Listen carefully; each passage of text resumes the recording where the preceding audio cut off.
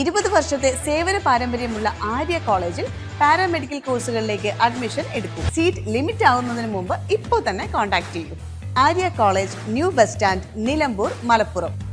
Operation തണ്ടറിന്റെ ഭാഗമായി excise നടത്തിയ പരിശോധനയിൽ വീട്ടിൽ ചാരായം വാറ്റുന്നതിനിടെ ഒരാൾ പിടിയിൽ. അമരമ്പലം ചെട്ടിപ്പാടം പൊട്ടിയിലെ പഴമ്പാലക്കോട് വീട്ടിൽ രാമകൃഷ്ണനെയാണ് എക്സൈസ് പിടികൂടിയത്. രഹസ്യവിവരത്തിന്റെ അടിസ്ഥാനത്തിലാണ് നിലമ്പൂർ എക്സൈസ് സംഘം രാമകൃഷ്ണന്റെ വീട്ടിൽ പരിശോധനയ്ക്ക് എത്തിയത്. ഈ സമയം ഇദ്ദേഹം വീട്ടിൽ വെച്ച് ചാരായം വാറ്റുകയായിരുന്നു. ഇയാളിൽ നിന്ന് 1 ലിറ്റർ ചാരായവും 20 ലിറ്റർ വാശും വാറ്റ് ഉപകരണങ്ങളും എക്സൈസ് പിടിച്ചെടുത്തു. Nilambur excise range inspector TH ഷെഫീഖും സംഘവുമാണ് വീട്ടിൽ പരിശോധന നടത്തിയത്.